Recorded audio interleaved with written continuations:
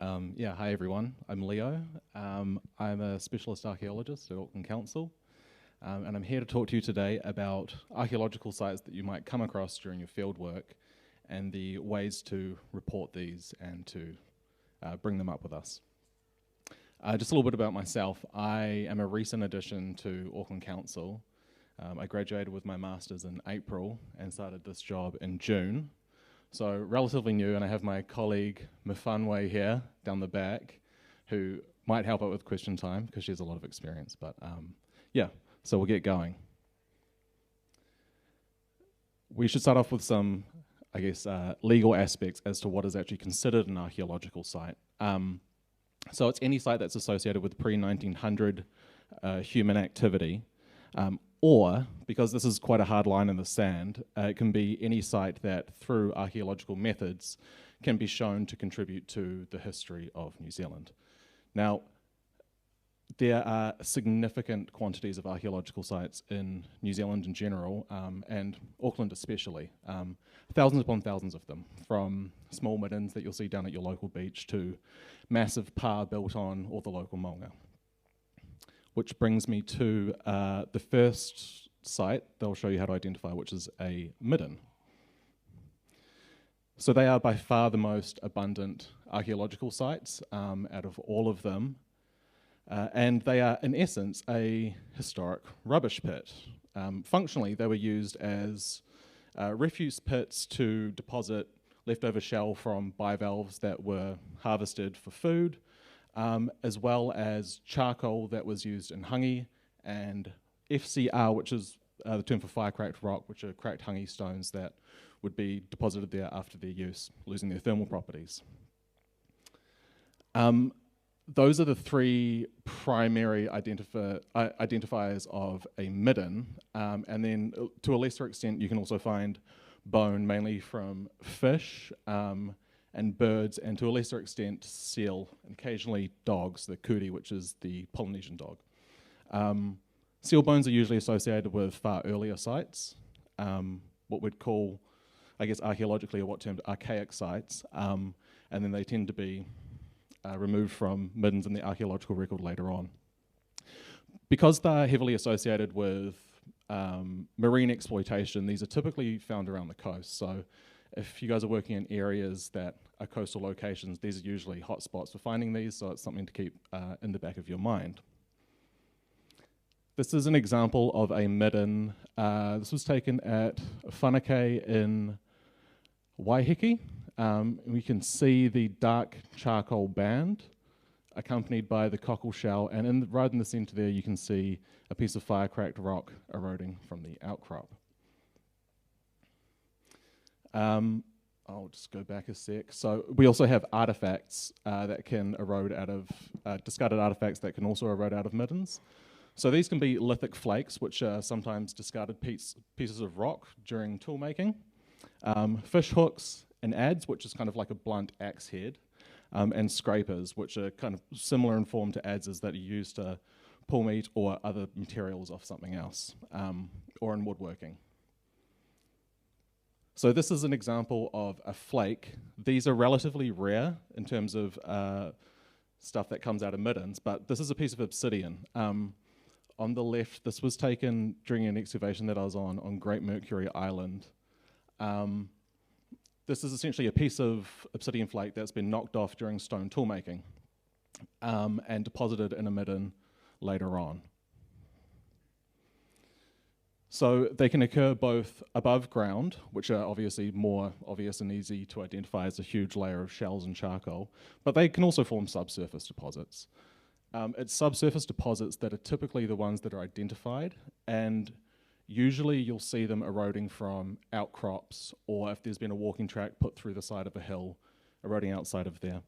A good thing to look out for, that's usually the first indication, is if you're walking along and you start to see shell scatter on the path, there's probably a good chance that you're near a midden.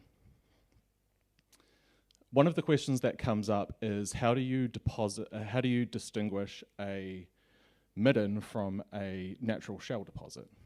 And the answer lies in the cultural material that is contained therein. Obviously shell deposits will be just typically one type of shell, like a cocklebed, However, with middens, there'll be, as I mentioned before, the charcoal, there'll be fire-cracked rock, etc. And as well as that, they're typically a very punctuated piece of stratigraphy in an outcrop. There's no real gradual incline into it. It usually just exists and then it's gone. And there are also historic middens. So when I use the term historic, I refer to the period of New Zealand's history for which Europeans are arriving and settling. So historic middens tend to include glass bottles, crockery, metals, the kind of stuff that you'd see in a European household. One of the questions that I get asked often is, what's the purpose of protecting a rubbish dump, essentially? And the answer lies, well, there's two answers. One of them is the legal answer, which is more boring, but there's more of a philosophical answer and a kind of scientific one as well. The scientific answer being, you can tell through middens certain aspects like resource acquisition, settlement patterning. You can have a look at the lithic flakes that come out of them. You can geochemically source them, see where they came from, and then infer networks of interaction through there, particularly with obsidian. So there's a huge scientific basis for protecting them. And then on top of that, from a more cultural point of view, if you are somebody that has a connection with the landscape, middens are a historical connection with the landscape. Middens are the most ubiquitous feature that demonstrate that and show your story. So even though they are functionally old rubbish dumps, they are more important than that in a contemporary context. So moving on to earthworks. Earthworks are pretty ubiquitous as well. I mean, if we have a look at all the maunga around here, that's some good examples. You can see terracing, but right here we have storage pits. So storage pits present as depressions in the ground, which historically were used for storing kumara. They vary wildly in size. So some of the smaller ones that you might see might be about 1 metre by 1 metre, and then you'll have other ones like on top of Maungarai, which can be 13 metres plus along one dimension. And because they have an association with an agricultural context, they are often found with other landscape forms of earthworks that occur, such as terraces. So here's some examples of some kumara pits. On the top left there, that is at Ohinero, which is Mount Hobson, 2 large depressions there. On the bottom left, these are Maharangi West, which are a more accurate description of what you typically see for a kumara pit outside of stuff that's on the maunga. So if you are coming across a site, it'll typically be something more subtle than what you see in the top left. As you can see in the bottom left, these ones have been filled in a little bit through the years, or hundreds of years. And then on the right here, we have a diagram of the different forms of kumara pits. Now, 4 and 5 in the bottom left corner are by far and large the most prevalent type of kumara pit that you'll find. As you can see, they have the roofs on top. When they were in use, historically, these roofs would have been present, but now they're no longer gone because they are made out of organic materials such as wood. So all that we're left with essentially is the depressions that they formed, and if you're doing an excavation, you'll also see the post holes that come up in it. So terraces. Terraces are pieces of ground that have been artificially leveled, and they have generally a agricultural association for the growing of kumara beds, but also they provided like ample space for the construction of whare and kāinga. A really, really great example is right next door at Mount Roskill. So all these terraces that you see here, these aren't natural, these are all man-made. This is obviously a really distinct example. If you're in the field and you tend to come across a terrace, it'll usually be something more subtle. It'll be something like a grassy knoll with undulations going down that seem like they're not part of the regular natural landscape and are probably formed by human activity. Because they have an agricultural association, they're also found in conjunction with kumara pits as well. So, pā. Pa are probably the archaeological sites that people know best, particularly in Auckland, and they are just broadly categorised as defensive sites, with the main feature being usually a steep ditch and associated embankment. And they are usually located on naturally defensive areas. So again, Mount Roskill, Pa at the top, isolated ridges and spurs, somewhere where it would be difficult for somebody to go up and attack it. Headland Pa are also relatively common in Auckland and are harder to spot than what we see locally. Typically they consist of a piece of headland jutting out with a transverse ditch cut across it.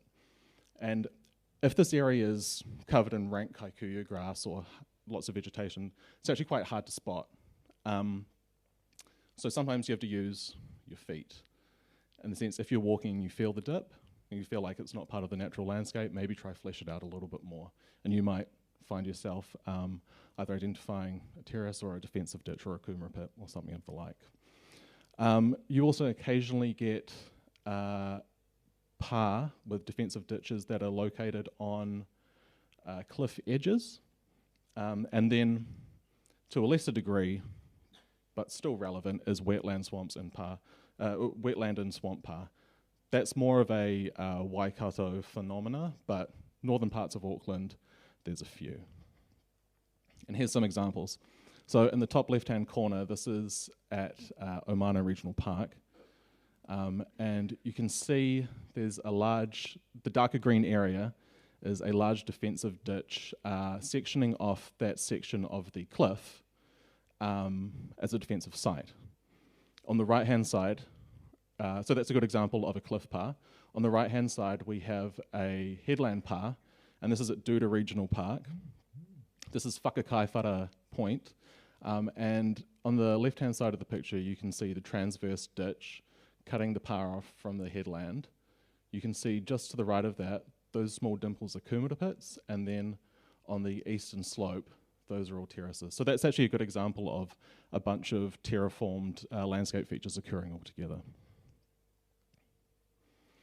There are also historic earthworks or structural remains that you may come across. So there's lots of agricultural stuff. Sheep dips are a good example, which are a concrete trough that we use to literally dip sheep in chemicals. Fencing is also relatively common, so old post and rails as opposed to wires, as well as stone walls around old European homesteads. And then there's industrial sites, so mine shafts, areas of gum digging, which also appear in the landscape as large depressions. And then we have things like mills, brickworks, smelters, creameries, things like that. So in terms of identifying these, because they're made out of inorganic materials such as bricks and concrete, they last, and the structural remains last, as opposed to multi-archaeology, which is typically just left as the terraformed landscape features. So, if in your work you do manage to come across a feature that you think is an archaeological site, you should strive to undertake the following. You'll need to gather as much information as you possibly can. So location's always good. If you do have a GPS-capable device, that's perfect. If you don't, maybe because you don't have your phone on you or there's no reception, that's fine. You can give just detailed instructions as to where we might find what you're talking about. Rough dimensions of the site is also handy as well. So if it's a midden, you might say that the lens of shell is about 30 centimetres deep and the extent that you can see in the outcrop is maybe about 2 or 3 metres. So for site type, as I mentioned before, if you think it's a midden, storage pit, terrace, etc., you can usually just distinguish them between either it being a midden or a landscape feature. Those are two broad distinctions. And photos. You can't include enough photos, so don't be afraid of dropping a whole bunch. And then if you could include something in the photos that can act as a scale, say you're working with a spade, pop it in there and it'll give us some indication as to how large the site that you're talking about is. And then the last one is to contact the Cultural Heritage Implementation Team. Contact details are at the end of the slides, but generally you can just call the council or email myself. So the previous slide was for reporting sites that you have identified but not disturbed.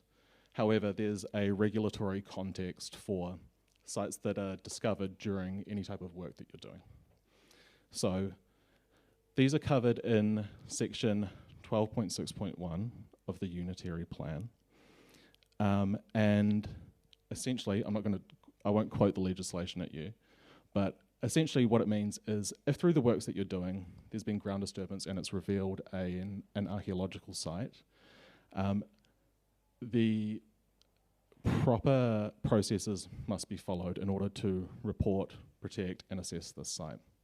So a good example is if you're doing planting work, and you're planting along a riverbank and you dig down, dig back up, you pull up a bunch of shell and charcoal, there's a good chance you've hit a midden.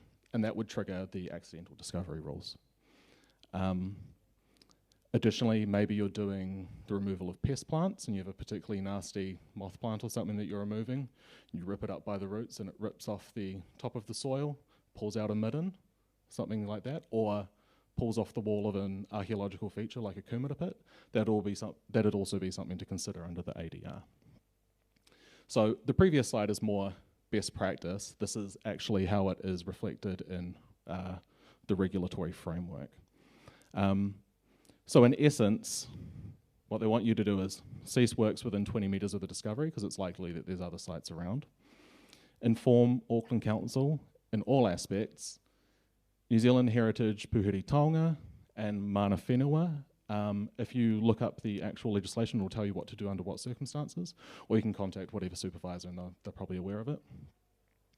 And then you need to wait for the relevant parties to come and do their site assessment and come up with a plan as to how work can continue without further disturbing the site. And then recommencement of the work can begin after the conditions outlined in the section are met. There are a number of national legislations that cover how archaeological materials are managed and conserved, such as the New Zealand Heritage Puhuri Taonga Act 2014, the RMA, the Protected Objects Act, but all of them are reflected in the Unitary Plan. So it's a catch-all for all of them. You don't have to understand all the independent legislation. So some additional considerations to think about. Under the law, it's not permitted to modify an archaeological site without an authority that's granted by New Zealand Heritage.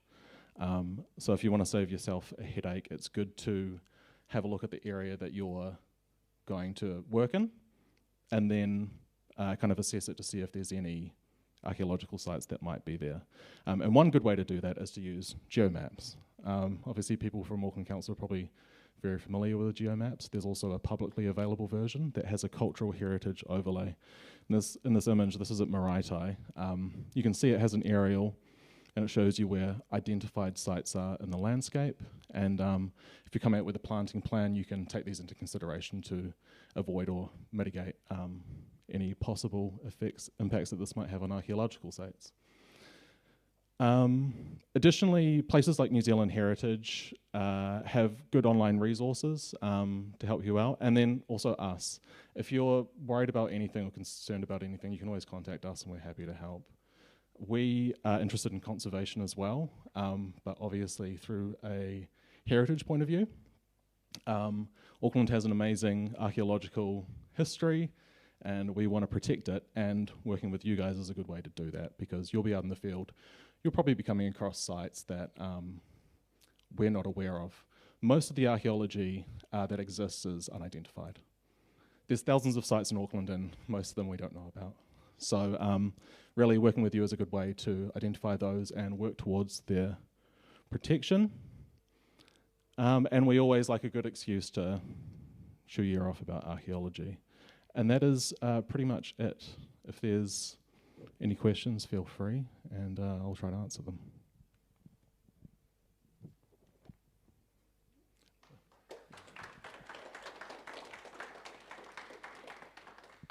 Yes. So talking about the midden, what is the size that it would be?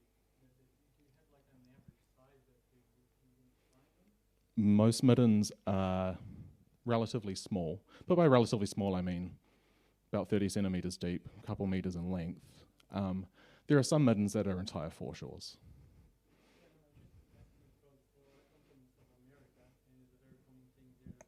Yeah. Yeah. So just to have an idea, we had like humans walking on the coast there for more than 10,000 years. So the size of an average one there would be like 100 meters tall and 300 meters Yeah. wide. Yeah.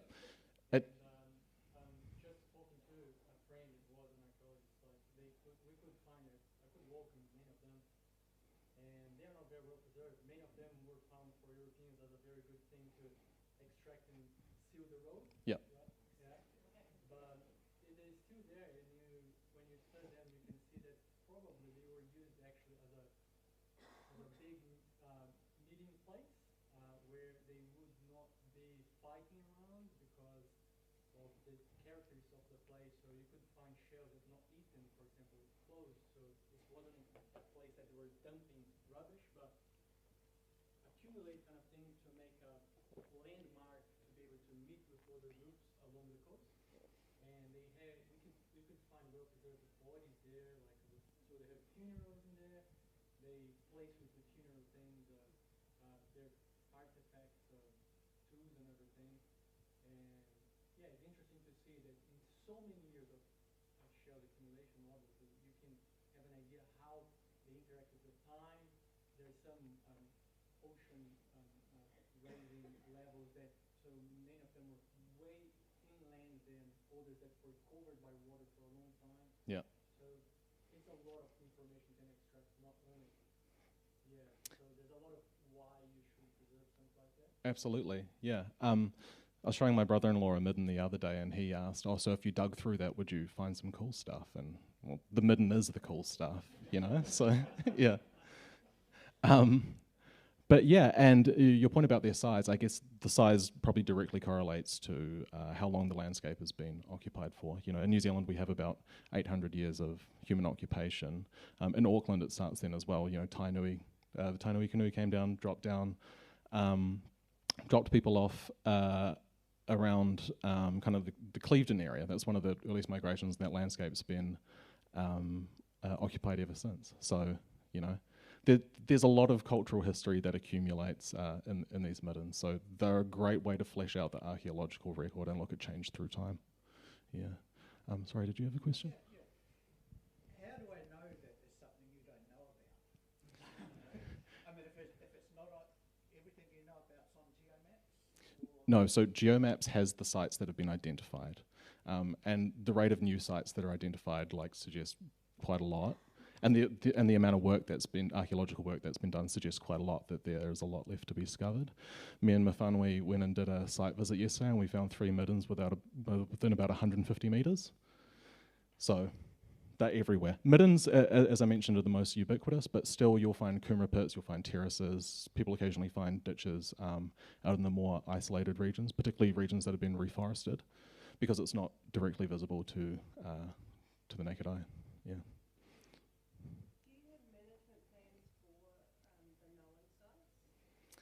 This is probably a question Mawhanui could answer. Managing sites, thank you. Depends if they're a scheduled site on the district plan. Depends who's the private landowner. Depends if it's a dock site. So I'm not trying to get out of the question, but it's a complicated scenario. When you've got an identified archaeological site, the usual controlling authority is Heritage New Zealand, because theirs is the legislation for that purpose. We're about accidental discovery during earthworks and any other consented activity. And that's another trigger, but we won't go there. In terms of our own sites that we know about, yes, we do. So it's complicated, yes and no. So how would we find out from you guys? Give us a call. Yeah, give us a call.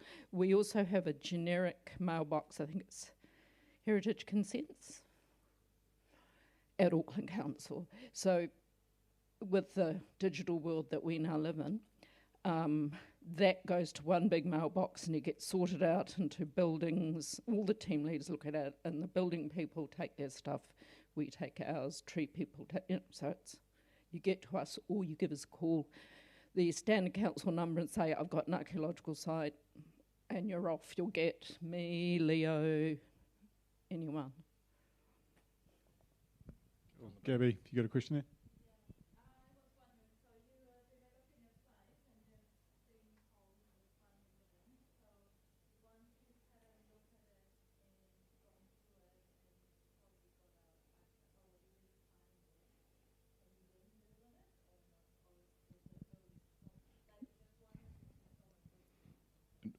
Probably, in most cases, probably, but it would depend on the nature of what's there. You can have particularly sensitive materials that come up associated with middens, like koiwi, and stuff like that, which is obviously a much larger cultural concern. In practice, I'm not too sure. Miff, you might have. Yeah. So this is something we haven't put Leo through yet, because we want him to stay. I'm safe touch. Be kind, be kind. Yeah, exactly. So our role is to work from Wellsford to Bombay and all across. So there's a team of 5 of us, 6 if you count the heritage arborist. We do parks and this sort of thing, and we also do resource consents. So any earthworks activity so a developer is applying to build 480 houses in some part of Auckland, and the infrastructure's got to go in. It's all the utilities, the water, all of those delightful things, plus the roading. They are legally required to submit an assessment previous to any earthworks. If they choose to go to Heritage New Zealand and get an authority which allows them to destroy, then we just go back into our corner and play nicely. We go back to a park and work on that. If they choose not to get an authority, then it's under the accidental discovery rules. And sometimes I start ripping my hair out, going white, and saying, I really don't think you should be taking this approach, because here's my map, and it's got red dots all over, like the map that Leo showed you. You're almost certainly going to come across something. So a lot of our work is advisory, and we're fine with that too, because we want people to ring us up. We want everyone to talk to us about what they're doing, what they plan to do. You want to plant a peninsula? Go for it, but let's just talk about, is it a good idea? Was someone there before you? Lovely terrace to sit on. Do you want to put a park bench there? Maybe not, because somebody else had a house there before the park bench. And, you know, it's not that you can't do stuff. Let's talk about it, and maybe we'll just shift that bench to one side and pull the planting back a wee bit. It's not a no. We know these things have to be done, and we're particularly keen on planting because the rising sea levels are encroaching on our archaeological sites. So planting trees, holding together our shorelines, it's a good thing. So we are all, as Leo said, working in the same direction. We want to work together. Any other questions?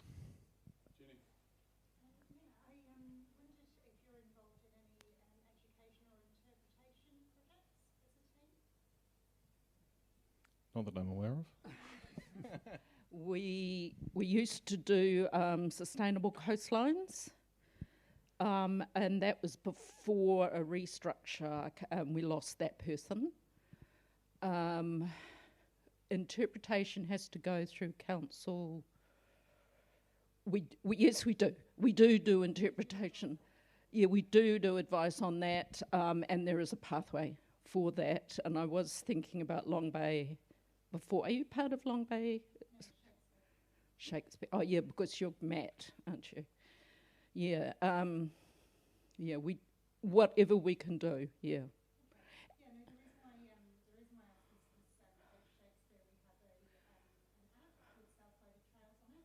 Oh, yeah. And we can constantly use the story platform. Oh, yeah. And we can constantly add new trails to that. It's Luke and I volunteer that one. Constantly add new trails to that. And obviously there's a lot of really interesting archaeological information in Shakespeare that has been lost. And one of the reasons why we haven't done it yet is to obtain that expertise about what's happening there and to be able to complete that trail. Oh. Pretty nice, easy little project to do. And so, yeah. Yeah, absolutely. Yes, we'd love to help you with that. There's a potential, not concern, our only caveat there is one of us needs to consult with iwi about the knowledge of the presence of those sites. And that's not me saying no, it's a conversation we like to have with the Maori Cultural Heritage team to ensure that it wasn't an urapa, isn't the potential for something to come up there. A generation ago, and there are still a few people around like that, they are concerned about the publication of archaeological information because they think people will go and dig it up. And you see people walking around with... Well, yeah. Exactly. That happened in the South Island, didn't it, with whalebone fossils, and a guy turned up with a blade and cut them out. Yep. And there's a bit of sort of people taking stuff too, which So it's a real generational thing for archaeology. Maori don't trust us because we steal things, and that's a reality. We have spent some years moving past, but it's still there, and it's justifiable. So No, it's a great segue because we had the last PLG meeting. We had a talk about the moa print that was found out South Head, and I was wondering, just as you guys were talking, if you had some involvement with that. Fossils. Yeah, I thought it was a great find and something that some of our team got involved with. But it also triggers the accidental discovery rule because it's a fossil.